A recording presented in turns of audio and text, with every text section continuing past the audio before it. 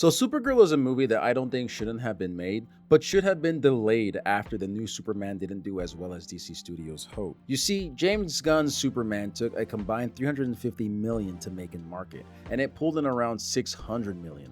And while 600 is nothing to scoff at, it's well known that a movie has to make about twice its budget to make a profit. Superman 2025, while I thought was an excellent movie, is a box office dud.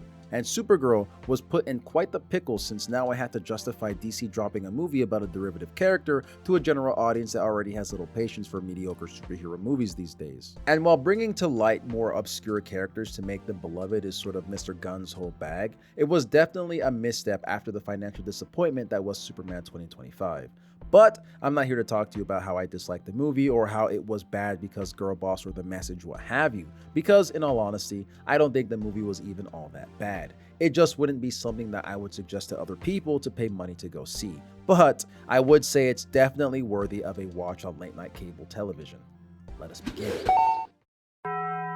So Supergirl was a movie about Superman's cousin, Kara Zor-El, and a side adventure she went on to hunt down a child trafficker by the name of Krem because he shot and poisoned her dog, and she needed to get the antidote from him, with the B-plot being about trying to help a little girl named Ruthie, whose family was killed by Krem, get over her thirst for her very justified revenge. Shenanigans ensue, Lobo shows up, they kill Krem, the dog is safe, and the movie ends. There wasn't anything really impressive about Supergirl, but nothing too offensive either. While there were some less tasteful things in this movie aimed at women and little girls, it was otherwise serviceable as a film. Again, just not one that I would pay money to see. One of the big reasons why is because I struggled very much to care or worry about these characters. Maybe Crypto, but of course he wasn't in any actual danger. Maybe Ruthie, but I just met her and she's kind of annoying, so pass. And even though I thought Millie Alcock's performance in this movie was excellent, it wasn't good enough to make me feel any kind of attachment to her portrayal of Supergirl.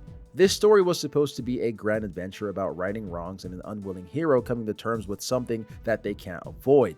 But many things in this movie were, and then this happened. Just a series of scenes connected by a paper-thin plot that basically followed the pattern of Supergirl doesn't have powers, she gets into a fight, then she gets her powers, she wins, rinse and repeat. Not to mention the driving factors of the plot being almost nonsensical. Ruthie's family is killed, and the first location she goes to seek help just so happens to house Supergirl on one of her benders. And after that, Krem randomly finds Kara's ship and steals it, which admittedly causes the movie to happen, but again, a very poor reason to do so. And I get this film is adapting a comic, but it's so clunky in its execution that it falls terribly short as an adaptation.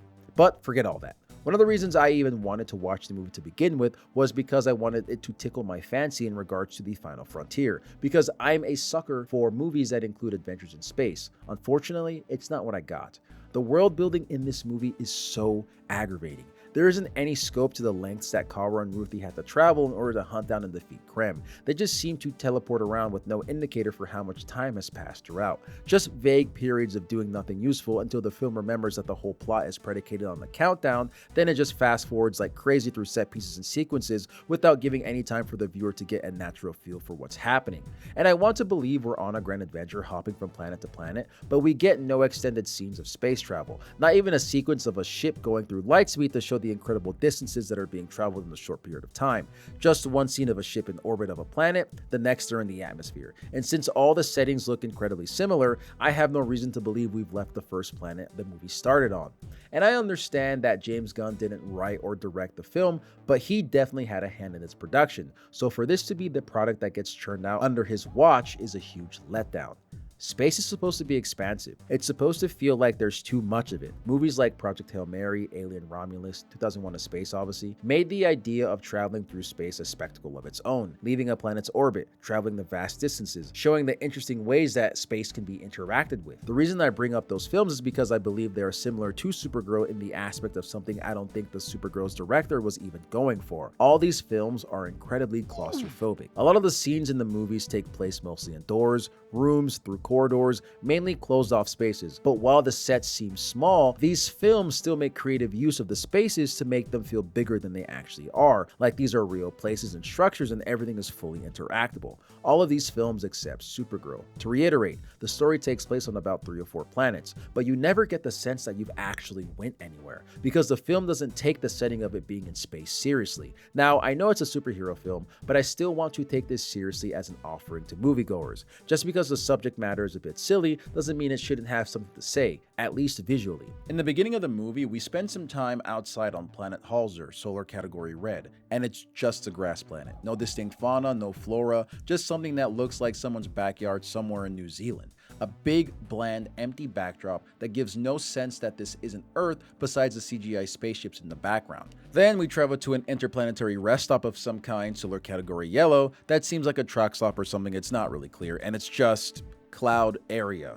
No flying creatures, no plethora of space buses to show that it's busy, because you would assume in a spacefaring civilization, beings would always need to get somewhere. Instead, it just looks like something you would see for a benchmark test on your graphics card. For all I could have guessed, Kara and Ruthie are on the same planet, just high above the clouds. Then they get the planet Bilky, a place that's supposed to have been ravaged by an atomic war of some kind, and is fittingly a gray shantytown. But where it falls short is that it looks like a reused set from Nowhere in Guardians of the Galaxy. And in the one place where it makes sense for it to feel claustrophobic and also being gritty, gross, and near uninhabitable, it's still visually unappealing as a setting.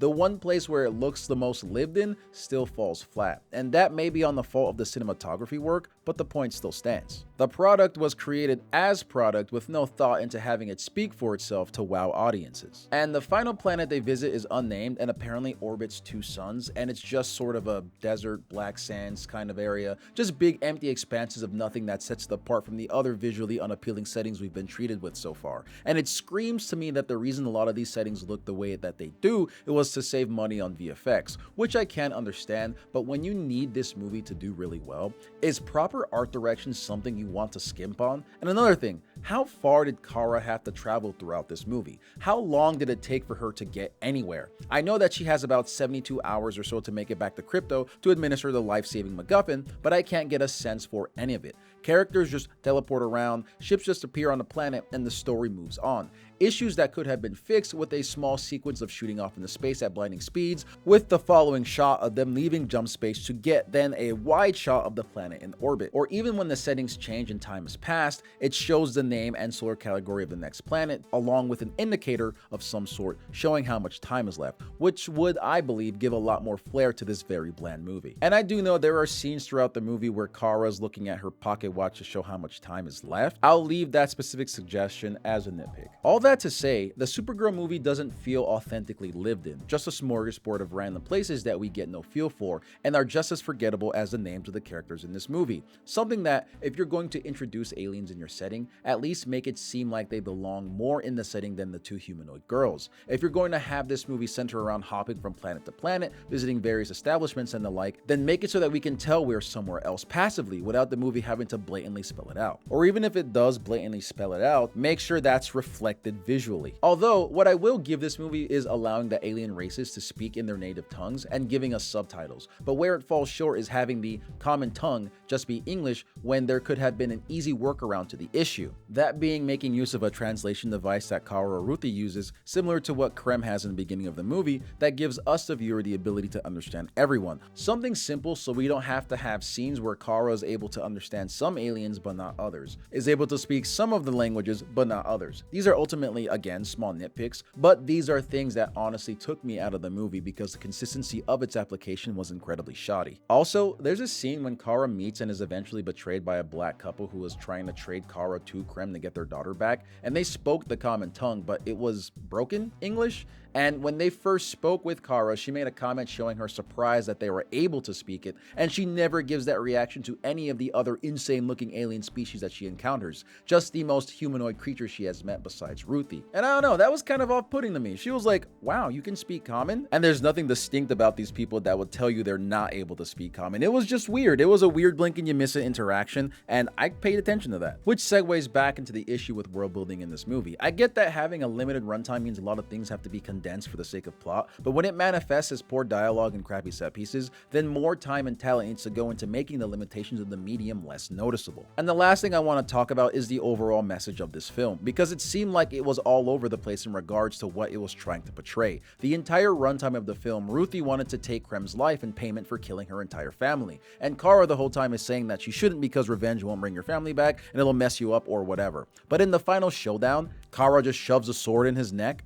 So why is her killing Krem okay but not Ruthie? That's another thing this movie never really details. Kara has no wisdom or personal experience to share with Ruthie to give her evidence that killing doesn't have to be the final answer, or nothing in the story thematically shows us that blind revenge will eventually destroy you. It's just bad because Kara said so. To then have her go against her own teachings. That was something that was incredibly disappointing about the end of this movie, because in the end everything it was trying to say ultimately meant nothing, and then we never hear from or about Ruthie again. Once the movie is done using her as a plot device, it just gets rid of her and moves on. We don't even get to see what happens with the free child brides. Kara gets her dog back, then dumps this 13-year-old on the planet by herself with nothing to her name, because remember, her family is dead, her house was burned down, and also she's 13. Like, come on, man. And I'm not even sure what I was supposed to get from this movie. Revenge is bad? Save the day but only when it conveniences you? You should be able to live a life of complete debauchery because you'll always have a well-meaning family member willing to take you in after a week-long self-destructive bender? At least in Superman, the message was hopeful, that you can go against someone else's idea of your own destiny and carve your own, that there's more than just your DNA that makes you human, in the figurative sense. But I got none of that from Supergirl. It was a movie that should have either been drastically different in terms of a plot, or a film that should have been like maybe 4th or 5th to be released in this universe. But only time will tell of this obvious blunder. And even though I was being incredibly critical of this movie, in all honesty, Supergirl was not bad, but it wasn't good either. And in deciding to give it a chance, I was unfortunately disappointed. Besides this movie, DC is already on dire straits, and James Gunn's vision may be in trouble if DC gets bought out. Oh well. I personally am excited for the Clayface movie because it's finally a superhero film in the horror genre, and I will be sad. But I think it's important that it's understood that filmgoers these days don't have a strong incentive to watch a movie about characters they don't have much knowledge of. That's the part of the storyteller to create excitement for a new story building into the new media project. And right now, Hollywood is having a hard time at that. People shouldn't have to pay money for something they rightfully don't care about, and it doesn't make them a bad person because of it. Like I said earlier, I wouldn't tell someone to pay to see this movie, but there are other ways to do so until it gets released to streaming. Matey. What did you guys think of the film? Let's talk in the comments. God bless and peace.